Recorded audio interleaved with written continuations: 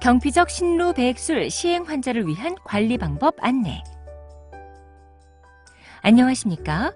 본 동영상은 경피적 신루배액술을 시행받은 환자분들께 가정에서의 관리 방법과 주의사항 등을 설명드리기 위해 제작되었습니다.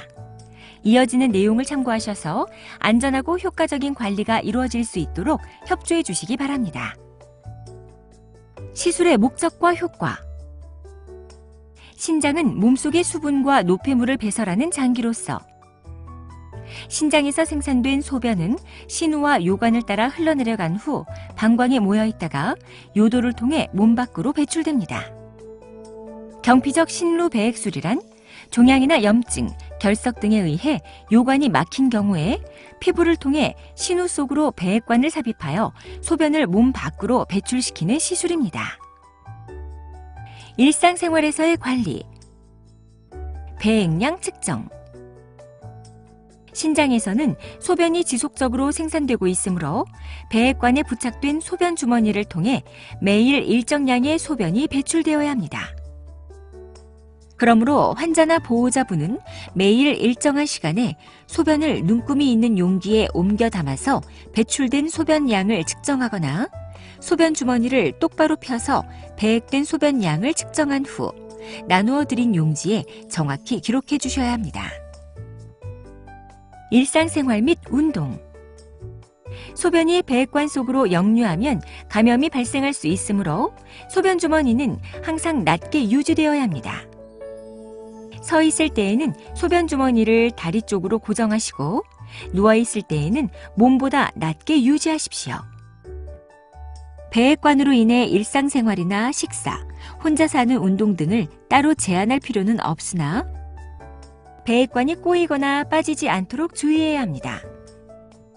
활동을 하실 때에는 먼저 배액관과 주머니를 단단히 고정해야 하는데 성생활 또한 배액관을 단단히 고정한 후에 하실 수 있습니다.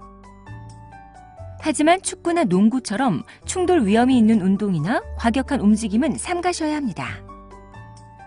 목욕. 경피적 신루배액관을 가지고 계시는 동안에는 통목욕을 할 수 없습니다. 태가덤으로 배액관 주위에 물이 들어가지 않게 밀봉한 다음 간단한 샤워만 하셔야 합니다.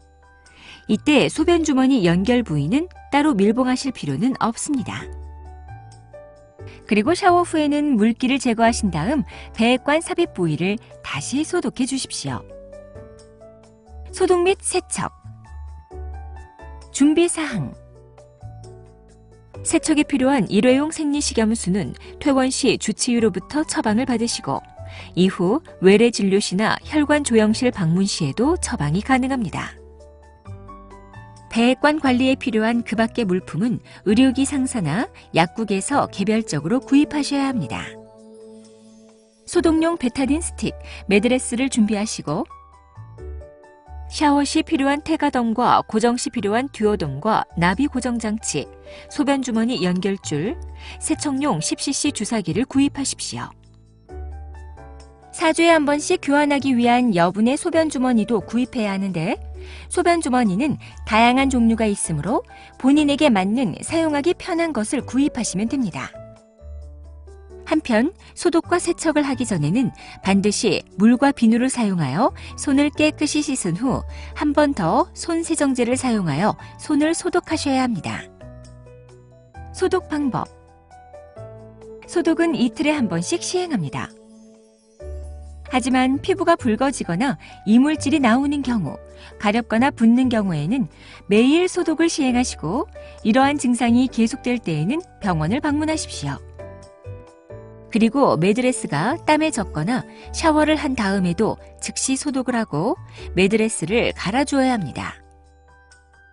소독을 할 때에는 베타딘 스틱을 이용하여 배액관을 중심으로 직경 3에서 5cm까지 안에서 바깥쪽으로 원을 그리듯이 베타딘을 바르고 삽입된 부위로부터 멀어지는 방향으로 2cm 정도 배액관을 닦은 다음 베타딘이 마를 때까지 기다렸다가 매드레스로 덮어줍니다. 참고로 베타딘은 마르는 과정에서 소독 효과가 나타나는데 빨리 마르게 하기 위하여 부채로 붙이거나 입으로 불어서는 안 됩니다. 세척 방법.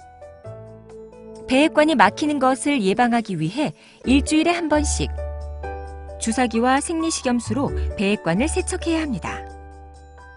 단, 소변량이 줄거나 찌꺼기가 많고 소변이 탁해지는 경우에는 매일 세척을 시행하시고 이러한 증상이 계속될 때에는 병원을 방문하십시오. 세척용 주사기는 일회용으로 사용하시고 한 번 개봉한 생리식염수는 버리십시오. 먼저 주사기에 생리식염수 3에서 5cc를 넣고 공기를 제거합니다. 배액관과 소변주머니의 연결 부위에 있는 밸브를 잠근 후 배액관이 당겨지지 않도록 주의하면서 소변주머니를 분리한 다음 주사기의 바늘을 제거하고 밸브 끝에 주사기를 연결합니다. 이제 밸브를 열고 생리식염수 3에서 5cc를 서서히 주입한 다음 주사기를 살짝 돌리면서 분리한 후 다시 소변주머니를 연결합니다. 끝으로 배액관과 소변주머니를 연결하는 밸브를 열어줍니다. 기타 관리 방법. 나비 고정장치는 배액관의 크기에 맞추어 구입해야 합니다.